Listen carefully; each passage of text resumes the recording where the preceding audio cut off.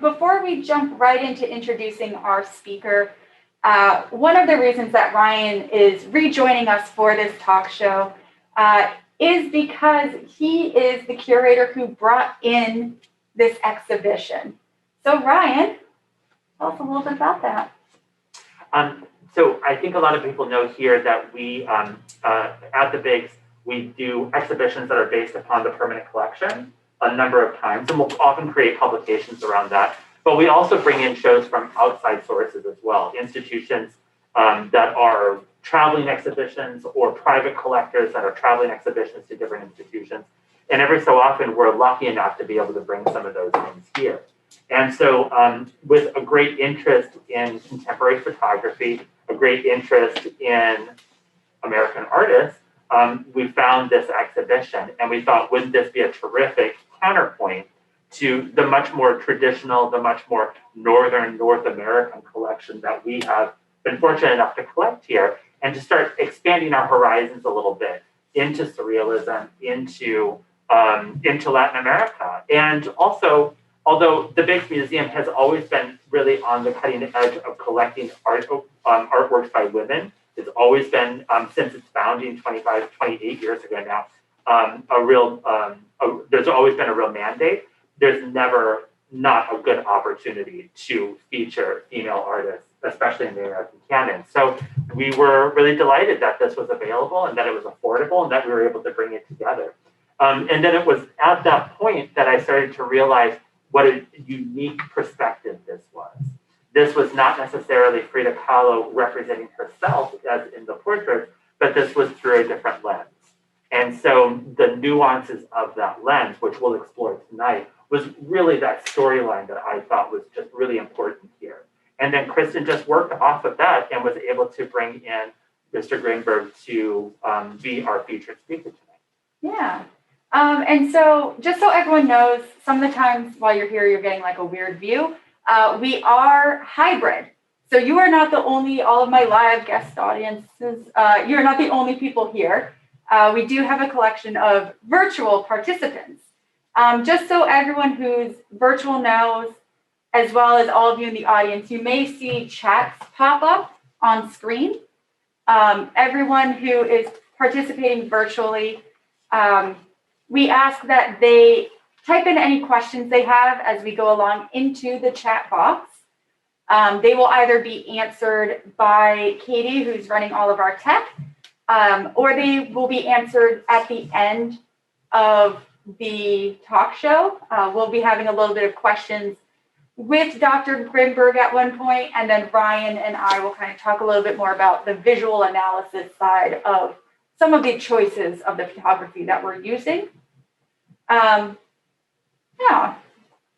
So if you have any questions that are more than sort of like, what was that name again? What was that date again? Please hold them till the end sections for designated question period, just to sort of help with the flow of the night. Cool beans. So with that, let's go ahead and introduce our guest speaker so we don't have to look at a double screen anymore.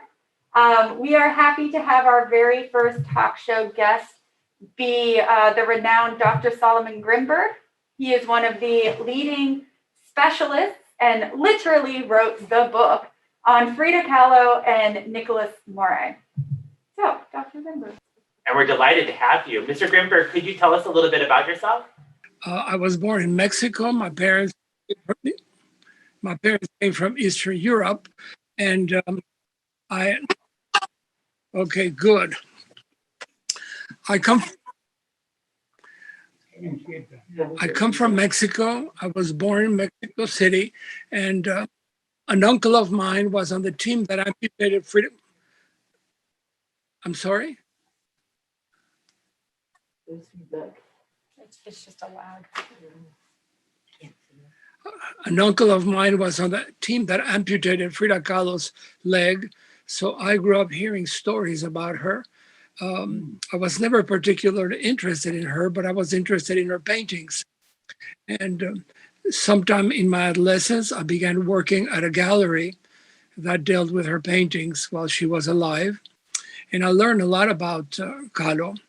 And I began gathering a file, hoping that one day I could buy a painting, but of course they were very expensive. So I was never able to, but I did have a file. And sometime in '86, a German scholar was referred to me and about my file. And when she saw what I had, she said, "We can do a catalog raisonné. Would you be willing to be a co-author?" And I said, "Of course." And that was the beginning of my publication on Kahlo. And then among the people that I had interviewed was a lover of Kahlo's, the last one she had. And he was blind, was a very nice gentleman, Spanish gentleman. And he gave me a box of slides, large slides, 2x2s. And he said to me, "Why don't you keep these? I'm never going to be able to see them again because I'm blind." And I showed these to Nickolas Muray's daughter called me and asked if I would write a biography about her dad. And I didn't really want to, but I didn't want to say just no. So I said, "Well, I have these slides that have never been seen, color images."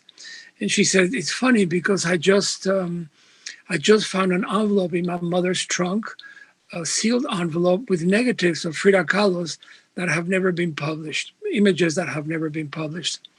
So I said, "Why don't you send me copies and let's see what we can do?" And I put them together, and I found a publisher in Germany who was very eager to publish it. And I wrote this book in literally 30 days. And I've written many books, but it's the only one that's been a bestseller. My best book was Remainder. So the book came out, and then everybody wants to see these color images. I think what happens is that Kahlo has become such an interesting character, and people are used to seeing images in color, and most images from the period are in black and white. And the reason why these images appear in color is because Nick was a color specialist. He had arrived in New York in 1913. He'd been trained as a photographer of color images in Germany. He arrived escaping the war that was about to take place. When he arrived in the United States, he had an international engraver's certificate, and that allowed him to get a job in the United States right away. And he began taking photographs on the side. One time he exhibited those photographs, and overnight Vanity Fair hired him. And he became the youngest photographer in their stable. He had people like Man Ray or Weston or Baron de Meyer, etc. And Nick began taking photographs, and overnight he became a sensation. Eventually, he became famous because in 1931, in May of 1931, he published the first color image of an advertisement in an American magazine. Color had never been seen before, unless it was hand coloring. And everybody wanted images by Nick. At that time, in 1931, he was charging $1,000 for one image.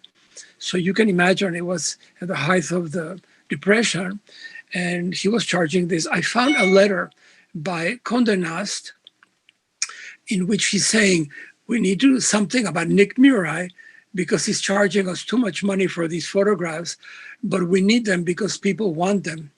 So at that time, excuse me. At that time, Kodak was trying to find a way to make a film that would be in color, that would be much less expensive. And of course, since Nick was the specialist in color, the invented films were given to him to test. And he's the one who authorized what we know as Kodachrome.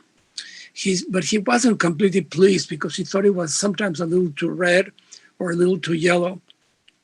Nick was also authorized, or rather, he's the one who authorized the Ektachrome film. The original one he hated because he said it was way too blue. So they had to redo it. And This was the early 30s. So the image, the large number of the images that you have with you are images that Nick took in the early 30s when people were taking photographs only in black and white. That's one of the reasons why these images are so alluring. Also, of course, Kahlo was so, she was, what is the word? She was so exotic and so colorful that the images just add to her beauty. Nick Muray was a very interesting character. Between 1920, when he worked at Vanity Fair in 1930, not Vanity Fair, I'm sorry, at Condé Nast, he took over 10,000 portraits. The bulk of them are the George Eastman Museum in New York. And everybody who was anybody was photographed by Nick. And of course, when he started to make images in color, especially with Kodachrome and Ektachrome, 20th Century Fox right away took him to California to photograph. Everybody was anybody. He met Marilyn Monroe, took beautiful photographs of her, became lovers with her. Then he photographed Carole Lombard, photographed, let me think, Jean Harlow, and of course, many of the well-known male personalities, but he loved women. He was just crazy about women. He was was what it was called a ladies' man, and he was best friends with a friend of Kahlo's. His name was Miguel Covarrubias, and Covarrubias was a Mexican also who arrived in New York on a scholarship. He was significantly younger, and the other artists called him the Kid. And Nick met Miguel, and when Miguel, who had just gotten married, said to Nick, "Why don't you come to Mexico?" Because Nick had just divorced for the third time. And during the week that Nick spent with Frida, Diego Rivera was in San Francisco. He had just finished painting the murals there between 1930 and 1931. And as he had finished, he said to Frida, "Why don't you go down to Mexico, prepare the house? In the meantime, I will pack and take everything back to Mexico," which of course Frida did. But in the meantime, met Nick, fell madly in love with him, and wrote him a letter, which is where I got the title for my book, called I Will Never Forget You. She wrote that in the letter. She said, "Please come to Mexico. Let me take you to Tehuantepec. I will love you forever. I will never forget you." And so they began a love affair that lasted around 9 years. Nick always thought he was going to marry her, but Frida was a flirt, and she just basically teased him, and she had no genuine interest in him. He should have known this, because when he met her, as a parting gift, Frida gave him a drawing of herself, a self-portrait, holding hands with Diego Rivera. So if your girlfriend gives you a photograph of herself with her boyfriend, well, you can imagine the message that she's really giving you. Now, do you have any questions from me, or would you like for me to elaborate? How did these two end up making this collection together? Well, that's a very good question. With his camera, Nick would always seduce people. He was telling people, "You don't need to try to look good. I will make you look good." And he really did. For example, he would say to women when they came to the studio, "Don't wear makeup. It's my job to make you look your best." And so wherever he went, he took pictures of people and seduced them. So when he met Frida Kahlo, he was blown away by her exotic looks. Nick always liked exotic women. And so he began taking pictures of her. And the interesting thing about these photographs is that Frida was used to posing. She had been posing since she was a child, first for her father, who was a professional photographer. And then throughout her life, she was photographed by photographers of great reputation. And what's interesting is that with each different photographer, She appeared differently. She would have a sense for what the photographer wanted, and that's how she would pose for him. And if you look at these photographs, there's a loving interaction between photographer and model. I hope I'm answering your question. Remember, these photographs were taken in a period of about 9 years. There are many more photographs. We have like 50 of them, but these are the bulk of them. You've already talked about how Nickolas Muray created portraits of other celebrities. Now, do we know anything about his relationships with those that were photographed? His relationship with what? His relationship with the other people that he photographed. Yeah, that's a very good question. Also, it's interesting. He was very friendly and he was easy to like. And okay, just a second. He was very friendly. He was easy to like. And many of the models became friends. People like Charlie Chaplin, like Greta Garbo, Joan Crawford. They would invite him to their home, to their parties, and he would also invite them to his home, to his parties. He developed many personal relationships, and occasionally he would become lovers with some of these women. Am I answering your question? Yes, you are. Now, can you talk a little bit about how Muray's depictions of Kahlo relate to his depictions of these other people he photographed? Well, I think the way he portrayed Kahlo is very unique. I don't think he portrayed anybody similarly because there wasn't anyone like her. The first image that he reproduced in color in the May 3rd, 1931 of the Ladies' Home Journal, it was called Fashions from Paris. So you can imagine comparing fashions from Paris with the way Frida Kahlo looked. It was very different. He did fashion photography for the New Yorker, for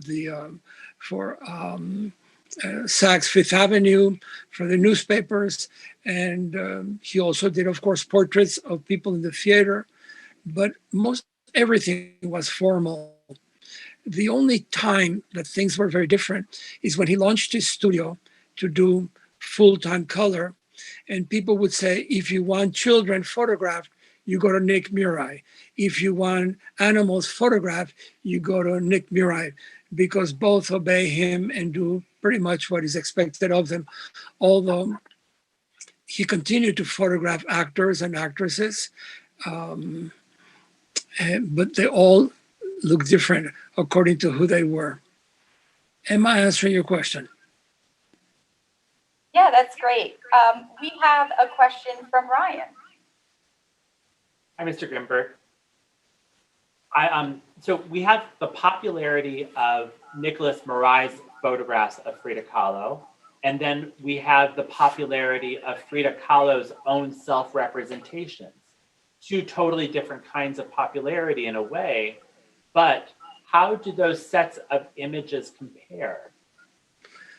That's a very good question also. Well, if you notice, most of Frida Kahlo's self-portraits, she looks hard. And in the photographs that Nick took of her, she looks soft. And she looks beautiful in both, but more beautiful with Nick's photographs. I think they're complementary. Frida did not see herself as a pretty woman, and so she painted herself hard. And in reality, Frida was hard. Somebody who cuts on their body year after year, all their lives, has to be hard, you know. But Nick saw her through the eyes of love, and she was beautiful. So that's how he photographed her. Otherwise, I'm not sure how to compare them.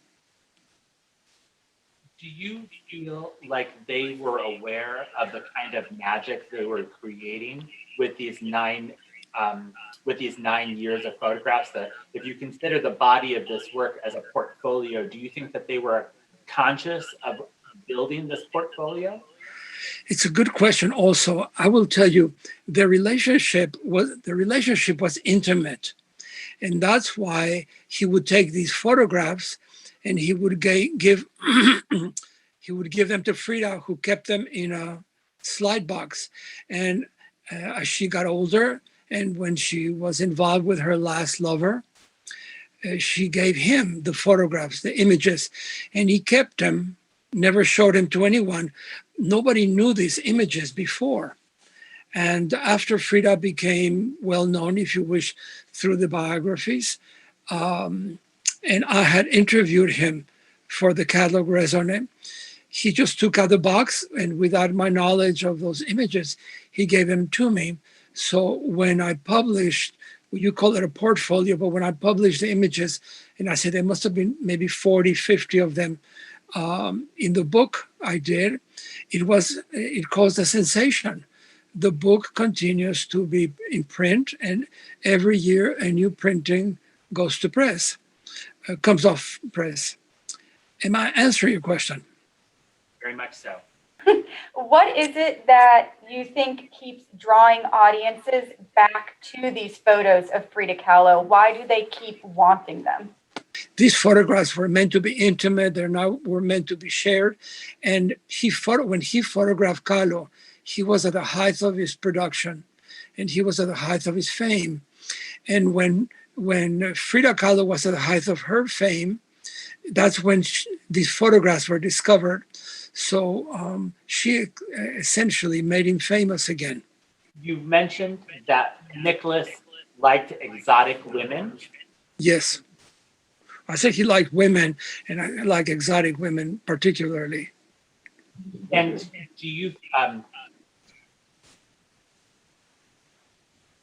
do we have an idea of Nick's reaction to Frida's self-stylization? To Frida's which? Self-representation? Yes. Well, do you remember the self-portrait in which there's a black cat on her shoulder and a monkey on the other shoulder, and she's wearing a thorn necklace and butterflies in her hair? I'm looking at it right now. Okay, well, that is probably the most violent of all her self-portraits, and he loved it, and he bought it from her. He paid her $300 for it, which was a lot of money in those days. She was able to live with that, and he also bought the painting of the bathtub. Remember that she's lying in the bathtub and her life is floating on the bathtub. She called it what the water gave me, and what she really meant is what life gave me. That's why there are all these images of destruction. He had a good eye, and he was able to, to buy the best from her. While she and Diego Rivera were divorced, he supported her. And he loved the self-portraits. Both of these self-portraits hung in his living room, which I think is sort of weird because, of course, he had a wife. And there's more than one photograph of the wife photographed next to the self-portrait of Kahlo's, in which there's a comparison. And she's pretty, an all-American girl. And Kahlo, of course, is this exotic, dark woman. But he had to live with both of them. Did Nick ever receive a painting as a gift, or did he purchase all of those? He received a painting of hers as a gift in 1951 when he went to Mexico. Kahlo had just had surgery, and she was in bed in her home. Nick went to see her with his wife and with his two children, young children. And to receive him, Frida gave him a still life painting. And that one, of course, also hung in his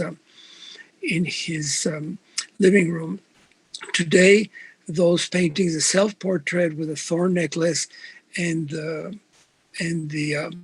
still life, as well as the self-portrait holding hands with Diego Rivera, those three works belong to the University of Texas at Austin. They were given to them by Nick. Wonderful, thank you. We have one more question to ask you before we open up to a couple questions from our virtual participants and those on the floor. Our final question is, can you explain or elaborate a little bit on how Frida Kahlo felt about these images of her? Well, she loved them. She loved them after he sent her the first one, which was the one in which she's wrapped with magenta rebozo. She immediately took it to Diego Rivera, who knew that they were lovers. And he saw the photograph and he was stunned himself. He said, Diego says that it looks like a painting by Piero della Francesca. And she wrote this in a letter to him. In the letter in which she thanks him for having sent her this copy.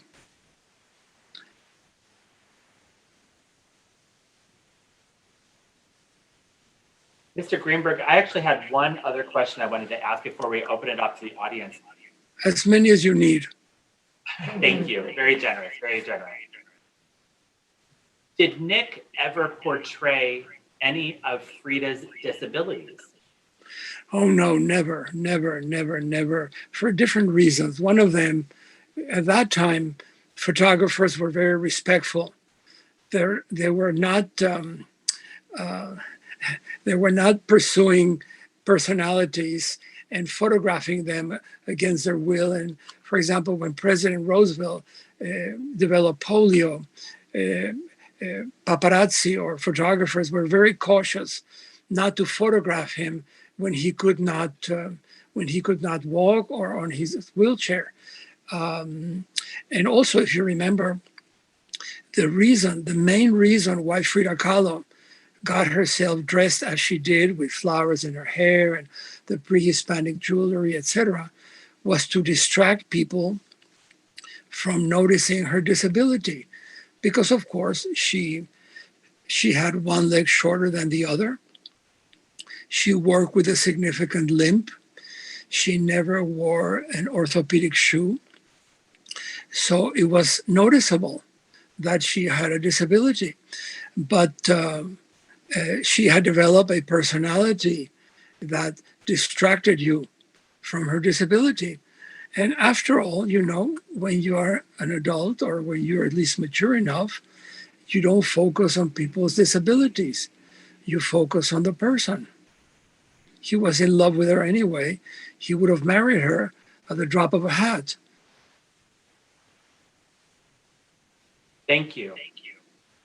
So we'll take questions from the audience.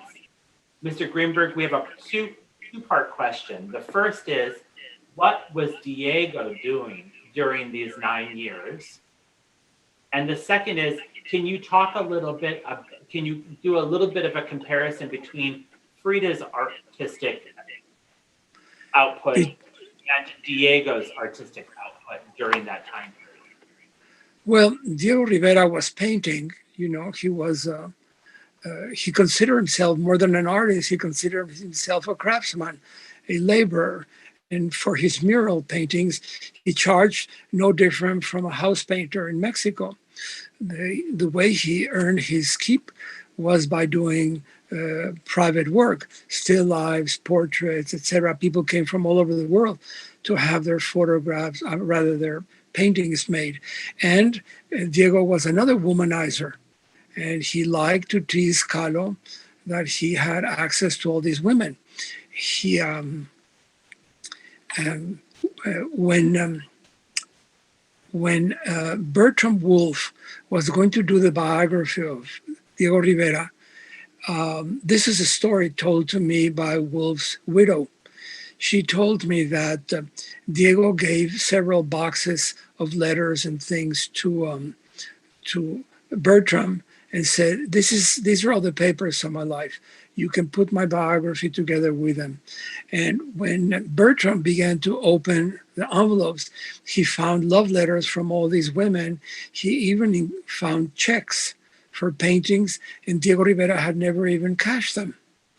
So Diego was really interested, and he said it himself. He said, my only mistress is painting. That's all I'm really interested in. And he neglected Kahlo a great deal, which Kahlo used that as an excuse to make friends elsewhere. Also, one of the problems that is behind the productivity of Kahlo's self-portraiture is that she had a severe case of separation anxiety. She could not tolerate not being with somebody because she otherwise felt very lonely. Also, she had a difficult time sustaining her own sense of self. So her house was surrounded by mirrors. She had mirrors on the walls, she had mirrors on the wardrobe, she had mirrors on the floor, she had mirrors on the tables. She even had a mirror on her bed. So it didn't matter where she sat. She could pose and sit in a situation or in a position that she thought would draw people's attention. So she was always posing. That's why there are so many hundreds and hundreds and hundreds of photographs of her taken by so many different photographers. So Diego Rivera would often say that she was a better painter than he was. In reality, it's a difficult comparison because Diego Rivera was more than a painter. He was a painter who painted history. You can look at Diego Rivera's murals and study them, and there you can see that he's creating, if you wish, fragments of Mexico's ancient history. Also, through many of the portraits that he did, he's making portraits of people who belong to certain aspects of history. In the case of Frida Kahlo, she tried to be a historian also, but she could not separate from herself. And she would often say, I'm not a political painter. And she would say, the only thing that I can paint is I paint myself because I am so often alone. But in reality, the reason why she painted herself more than anyone is because as long as she was looking at herself in a mirror, she could sustain her sense of self. What Frida did that made her more, if you wish, more immediate, more powerful, is that her work is very hard. And also it's instinctual. It comes from the gut. And Diego Rivera's work is oftentimes soft, even when he tries to be violent. There's a softness to it. And of course, he's academic, and his work is primarily intellectual. I hope I'm answering your questions. Perfectly. It's such a pleasure to talk with you. Thank you. This brought up another question. I wanted to hear your reflection upon the financial success that Frida has had after her death in the auction records for her paintings. How much do you think is that fueled by these photographs of her? That's a very complicated question, which I will try to reduce. Otherwise, you will probably fall asleep. What happened was this. Frida Kahlo became famous, or if you wish, it was the spark that ignited her fame when Hayden Herrera published her biography of Frida Kahlo. My growing up in Mexico, even though Frida Kahlo was always very respected as a first-rate painter, and her work commanded as much money as Diego Rivera's. I'll get into that in a minute. Everybody knew that Frida Kahlo was a hard person, and people gravitated to Diego for other reasons. He was friendly and fun and funny and lovable, and he would say silly and fun things like Lola Alvarez Bravo, who was the person who photographed Frida more than anyone, and she was a friend of both of them. She told me that Diego Rivera would say to her, why don't you come for dinner? My daughters are going to be there. They're lesbians. They're having a love affair. And she would say, oh, please don't say things like that. You need to remember these are the 40s and the 50s, and people didn't talk like that. But Diego Rivera did, and people found him both funny and disturbing at the same time. On the other hand, Frida was tough. And you can imagine how tough she was. Every time that Diego Rivera found a new girlfriend, she found a new surgeon. She did not understand that it was a matter of time after she did so much damage to her body that her body would just not recover. And now her life can be said, it's a soap opera. I hate to put it like that because it doesn't sound particularly respectful, but it's a fact. Her life was a soap opera. And I think if she would have had a choice whether to live the life she led as she led it or not to have her handicap, et cetera, she would have chosen the former. And that's because she got so much mileage out of her handicap. She was able to seduce Diego Rivera. She was able to seduce all these men, including all these photographers. She was so object hungry. I mean, by object, human object hungry. She seduced many women also. Frida was a natural born, or rather self-made seductress. Now, I have written a lot about this, and if you want to read some of what I've written about it, you can read it in the Woman's Art Journal. But my idea is this. When Hayden Herrera wrote Frida's biography, a lot of who Hayden was, I don't know if any of you know her, she's a very sweet, gentle, kind, compassionate woman. And I believe that when she wrote the biography of Frida, she was seduced by Frida's pain and tried to ameliorate her hardness and instead conveyed a Frida that had a significant side of sweetness and tenderness and gentleness, and that she was a victim. What never comes through in Hayden's book is that Frida was a victim, but she was her own victim, self-described as the heroine of pain. Again, she was posing. I think during her lifetime, Frida charged good money for her paintings. For example, a self-portrait could bring $400, and $400 at that time was a tremendous amount of money in Mexico. And she, with the money that Nick gave her, just 1 year, which was around $800, she lived well for that whole year. When Edward G. Robinson bought two self-portraits actually, and one portrait of Diego Rivera and another painting of an airplane crash, he paid her something like, I'm going to say $700. And with that money, she traveled first class to Europe, she traveled to New York, came back to Mexico, lived well during that year. So she was making good money. Now, and then when Diego Rivera divorced her in 1939, and she said she would never take another penny from him, well, that is questionable. Why do I say that? Because she continued to sell her work, continued to make money, but what nobody says is that she was hospitalized so frequently. And who do you think paid for the hospital bills? She didn't. Diego did. And it was, in my opinion, her way of getting back at him for having mistresses, for having lovers. And whenever Diego would want to complain, she, of course, would become a victim. Oh, you don't understand. And, of course, Diego understood. There was this cat and mouse game between them.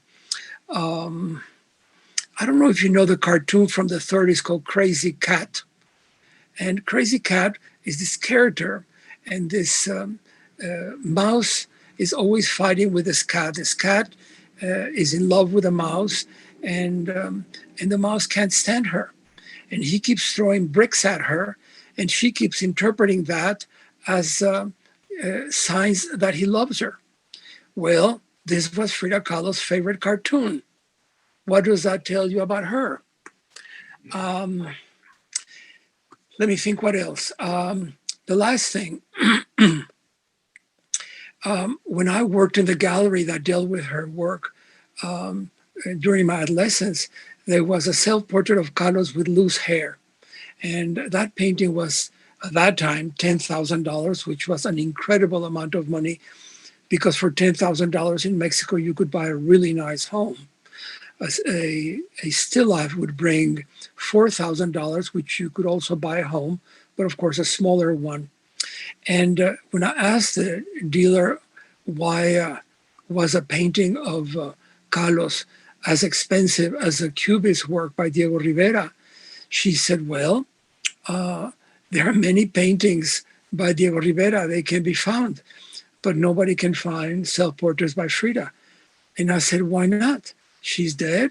And she said, well, people who own self-portraits by Frida, it was like for them to owning a piece of Frida.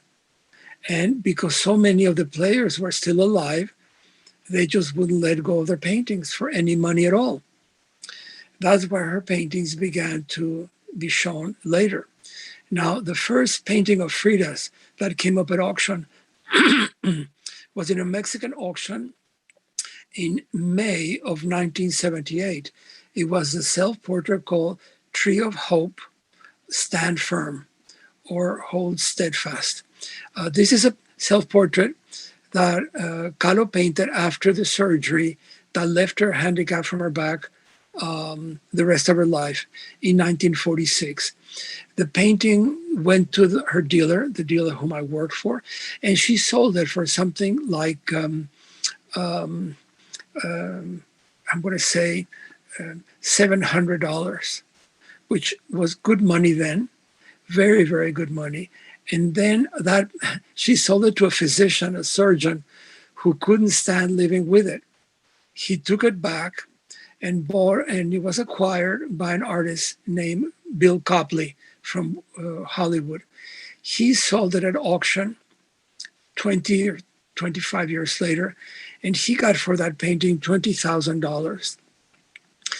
It was unheard of for any painting of Kahlo's to bring that kind of money.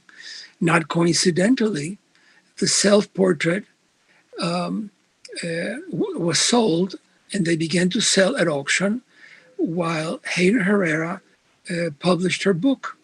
So there was a synergism between Hayden's book and the publicity made at the auctions, by the auction houses, about the self-portraits.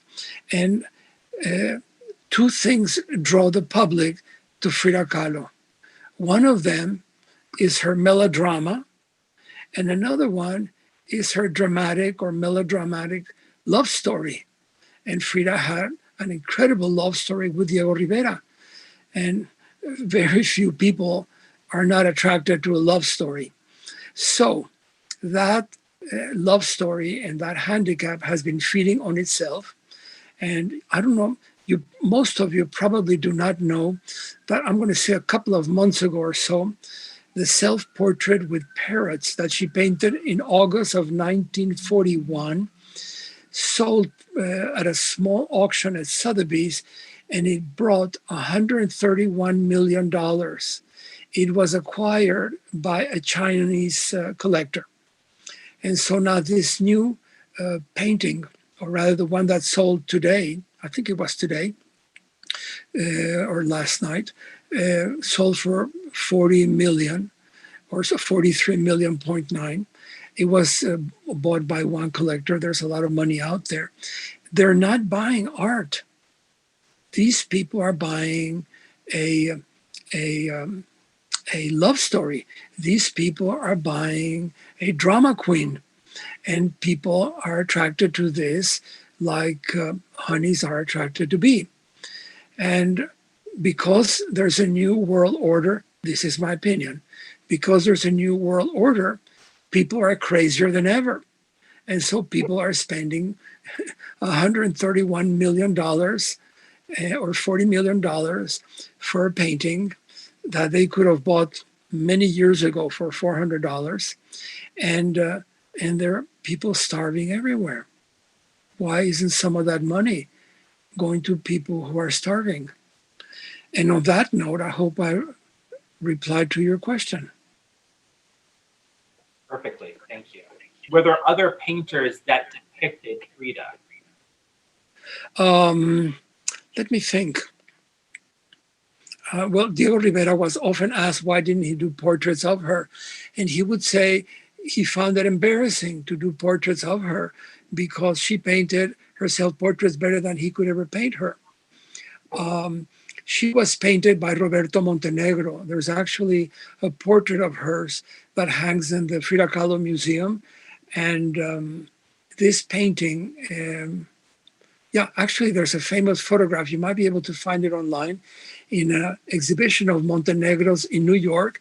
And Dolores del Rio, the actress, and Marlene Dietrich, the actress, are standing each with a painting between them. There was a woman named, what is her name? She was an assistant of Diego Rivera's. And she, what was her name? I forgot her name right now. I'm sorry. I'm having a very senior moment. What was her name? Anyway, she did a portrait of Carlos, and I think Lucien Bloch also did a portrait of Carlos. And oh yes, one time a friend of hers named Juan O'Gorman said to her, I want to do a portrait of yours. How do you want me to paint you? And she said, paint me flying. So he painted a butterfly approaching a bouquet of flowers. And that was supposed to be her symbolic portrait. Let me think who else might have done. There is a portrait of her in the Frida Kahlo Museum done by somebody who's anonymous. We don't know who it is. And I have not, while doing my research, I did not find where, who might have done it. So other than that, right now, I cannot recall anybody else doing her portraits. I hope that answers your question. Yeah, thank you. And with that, we will like to thank you for joining us, Dr. Salomon Grimberg. You can go ahead and you can exit your Zoom. And Ryan and I will sign off for everyone else who's here and just wrap up a little bit. But thank you for joining us. Thank you very much for inviting me. Have a great day.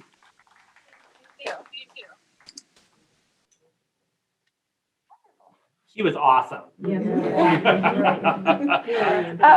So for everyone who is joining us in person and virtually, I want to say thank you so much for hanging in there with some of our technical difficulties. We did do a run through. Should we bring up one of the images? Yeah, so we're going to take just a couple minutes here to look a little bit in detail at one of the images of Frida Kahlo. Do you have a preferred one? You can be really any of them. And I thought that this might be a nice way to sort of talk. This is a way to sort of, after all that we've just heard, it was amazing, the information, the perspective that he brought to this. I like that he did not sensationalize Frida Kahlo. He really sort of gave her a very humane, Dr. Grimberg gave her a very sort of human perspective, or offered a very human perspective of her. And so given what we've just learned, given what you've already sort of perhaps know about her, I just wanted to revisit some of these images in a little bit different light, and talk about the pose, talk about the setting, talk about the way that she is allowing us to see her. And at the same time, what is it that he is, Nickolas Muray, what is he revealing about her that is different than the way that she represents herself in paintings? So we can talk about a couple of them. Yeah, so this is the exact photograph that he was referencing that Diego Rivera said it looked like Della Francesca. Now, this photograph actually was given to Diego. It was given to Diego and it hung over the bed. I learned this, blew my mind. On the back is a love note from Nickolas Muray. So it kind of just like adds to that play. So one of the things that I wanted to point out and talk about just a little bit, and we'll only do this for about 10 minutes or so, because we are running a little bit behind with our technical difficulties as we got started. You guys have been great. Yes. One of the things that I wanted to point out, we could really flip through, we have just like 4 that have been randomly selected, is really lending us to how Frida Kahlo decided to sort of create and craft her celebrity identity. So what Dr. Grimberg was talking about at one point was that she dressed herself in a way that drew your attention to her face. And it had to do with all of her physical disabilities. And it's sort of a 2-part story of what's happening. She is choosing to dress in a Tewana dress, which is a traditional style of clothing from a matriarchal society in Mexico.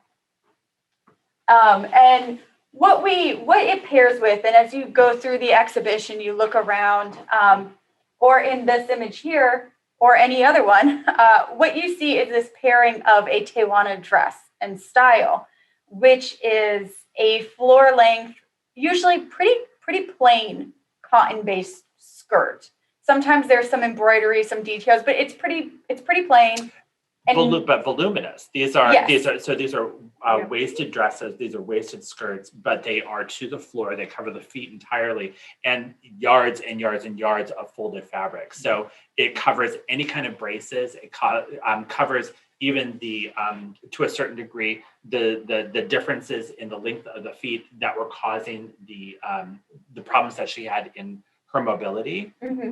And if I remember correctly, there are a couple of traveling exhibitions specifically about her clothing that you can find.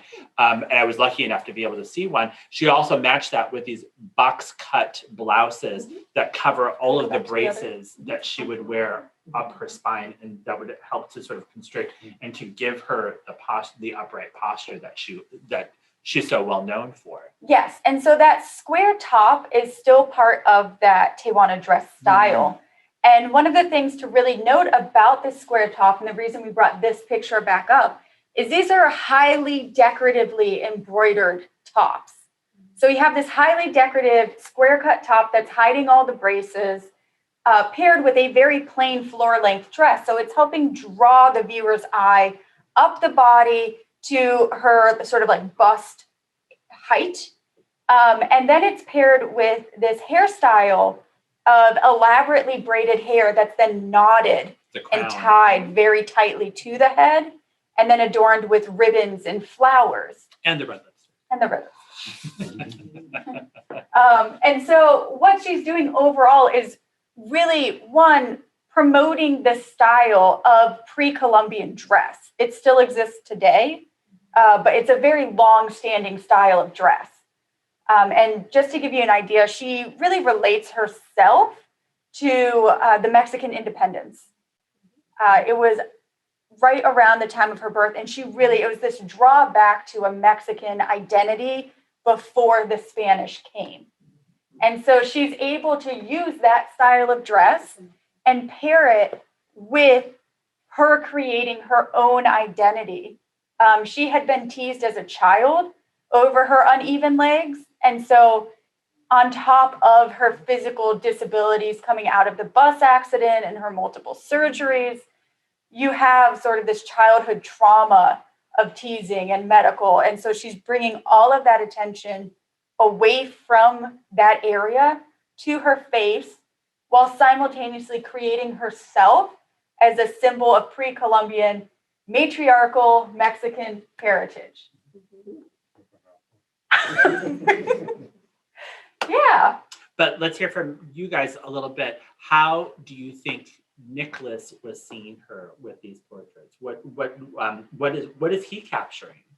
Because it's different than the way that she styled herself on a day-to-day basis. It's different than the way that she presented herself in portraits, in her painted self-portraits. What was he capturing? Yeah, just belt it out. I could see if he was photographing all the movie stars and the harlots from that time, the people that the gentleman had named, I could see where she was like the epitome of exotic. You know what I mean? Too, when you compare her image, what she looks like, to that Hollywood sleek, you know what I mean, image, I could see the contrast that would have attracted him to the exoticness. The color, the ethnicity, the monobrow. Yeah, absolutely. She was so not Hollywood. You know And what I at the mean? same time, he seems to sort of have layered that slickness onto her to a certain degree. There's a sort of kind of calmness to her. There's a kind of elegance that's sort of placed in her. There always seem to be posed. There's very rarely this kind of like schleppy kind of, it's always, there's something very regal, very sort of, you can almost see the same pose on Jean Harlow. You can almost see the same pose on Marilyn Monroe, although perhaps that might have been a little more risque. But you know, you can almost see Hollywood female figures in these same kind of poses, these same kind of gestures, these same kind of facial expressions. Well, it sounded like she was experienced in that with her dad photographing her. Absolutely. Yeah, so she knew how to do that. Her father was a professional photographer as well. I think he caught some spontaneity too. When you look at her face and you see her looking over her shoulder or looking off in the distance, it's like she's disconnected for a second. And I don't think I can't believe she staged that. I don't know. Interesting. I like it. Yeah, the spontaneity comes by taking a picture of somebody who expects to pose for a picture, but you're taking pictures while they're getting ready.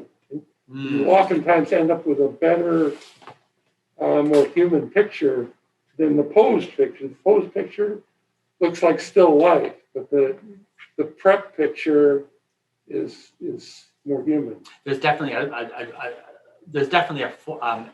least with some of the images, there's definitely a genuine warmth there, a genuine sort of human character that's shining through, and it's not perfectly statuesque, but it is something a little bit more down to earth. Who is the woman that she's with? I didn't read Her sister. Okay. To me, that has a lot of, like I said, spontaneity, that she just, she just kind of let loose for a second without thinking about what she looked like. I don't know. And you had something. Well, I just think he captures a resilience in her. The way she's looking, the way she is, not necessarily a character on top of it, but herself. Yeah. Yeah. That's the thing with self-stylization, is that eventually it sort of sets, doesn't it? You might sort of create the character and sort of launch the character, but eventually the character becomes a real. It overtakes you. I think the photographs look a lot like painted pictures, portraits, and that's something interesting.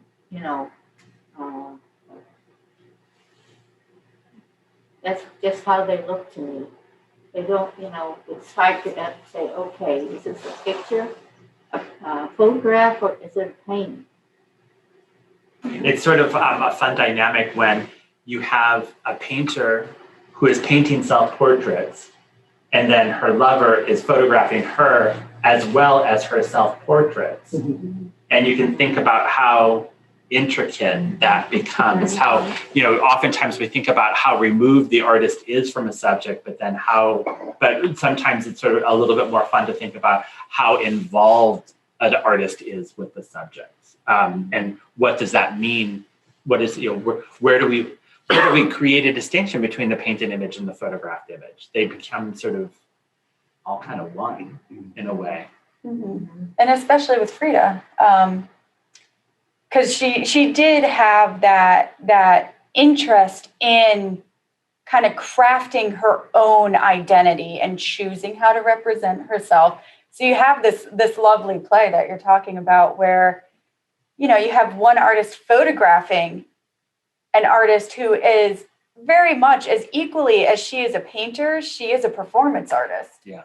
If you want to go really meta about it. she is creating herself as a performative figure in the world. And you can even see that, like, while we're talking about her representing herself in paintings versus the photographs, and how the photographs are very similar to the paintings in structure and stylization, we can really see, and this one sort of leans towards it, the harshness of how she sees herself, and that like knowing personality. So like this is an unfinished. She's clearly still painting this to Frida's painting, but you can even tell like the way he has chosen to light her. That's not natural lighting to create a painting in. He has lit her in a way that is softening her features. You have sort of a rounding of her cheeks. And whereas he also has it lit so it doesn't look like she has a monobrow, where it looks like it's almost shading, cascading across her face. Whereas in her portraits, her cheeks are very like angular, very sharp. And she really, I work with kids a lot and do tours with kids, and they're very interested in her mustache. And like she makes a point, even if you look at her photos, like it's not like, oh, a mustache. Yeah. But she makes a point when she paints to make it more than it is. And so she kind of looks at herself with this harsh eye that really reflects in actually the letters that we have on view. The letter for everyone in this room directly behind you with a kiss stain, she has some words about the French art market to share. And so you see that kind of like the sharpness and the harshness of her personality mixed with, I mean, the playfulness that she clearly has. She's a human, she's multidimensional. You see it coming through. Yeah. I love that the comparison in the black and white photograph where she's showing the sort of rigid double portrait, straight backed, accentuating the angularity as you mentioned, and it's like they're two figures carved from marble, but her position and the lighting that you're describing accentuates this curve, that there's this sort of demure sort of almost sort of kind of a form of relaxation or some sort of sense of the body at rest or something that's being protected, but there's this kind of C shape that the body takes in comparison to the rigid figures behind her. They become sort of, I think it's just sort of interesting kind of, I don't know, something to meditate upon. Wonderful.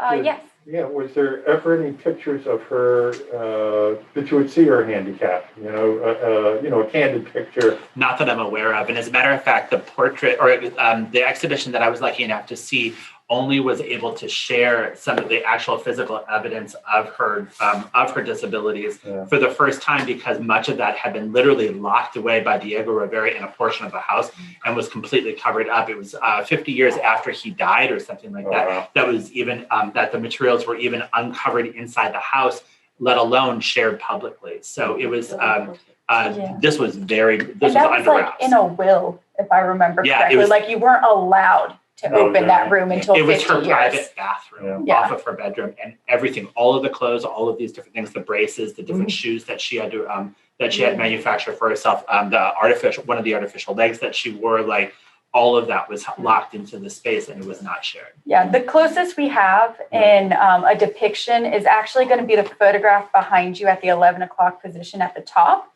She's in a wheelchair, and that's taken just, if I remember correctly, it's taken just after her leg was amputated. Oh my God. Yeah. And it was very late in her life. And even when you see it, it's far away, it's looking at the space, and it's just, she happens to be in a wheelchair. She must have had one dynamic personality to have so many lovers, to be short-legged, bad back, etc., unibrow. And at the same time, like there was something that she kind of reveled in with the disability as well. Didn't she show up to her first one-woman show in New York in a hospital bed? Yes. Like she was delivered to the gallery in a hospital bed. Yeah. Was it Mexico? Mexico, because it was like her big one-woman show. She finally got one, and she was on bed rest, and the doctors were like, "No, you cannot leave your bed." And she was like, All right. In the bed. Yeah. One thing, I think that Dr. Can't think of his name right now, that was talking to us said had to do with she cut herself so much. And I was wondering, am I hearing that she was a cutter? No, the surgeries. But did she choose to have them when she didn't need them? Is that the implication I got from that from him? My impression was always that she sought and perhaps put a little too much reliance in medical attention. Okay, Yeah. okay. So like what you have to remember, she had the uneven legs, but like her main problem was not the uneven legs. It was a bus accident that she got into when she was 16. That like a metal pole went through her abdomen and wrecked everything. Her pelvis was shattered. Like, I mean, there were lifelong implications. I mean, her back was broken as a result of it. Yeah, and so there's this regular sort of like, if you do this, you could get better. And so there was a constant sort of seeking for the hope of being better. And it never really happened. She had polio too, I understand. Yeah. Yeah. Like And, minor surgeries or something of that nature? Yeah, stuff like that. Like even the magenta rebozo image that we have, the one that was referenced to look like Della Francesca. One of the reasons she chooses the rebozo is because that is a symbol of sort of motherhood. You would wrap your kid in it. And she had suffered miscarriages. And so it was sort of, she was one of the women who like, she wanted to be a mom. That's what she wanted to do. And she couldn't. And so she kind of wore it's traditional of the Tewana women, but it also symbolized sort of this ultimate loss that she had. And so she kind of played with that with these images coming out shortly after her miscarriage. Yeah. It's a super depressing note, but that might have to be where we have to end. All right, dinner. All right. So thank you everyone for coming. Thank you for joining us online. And for your patience.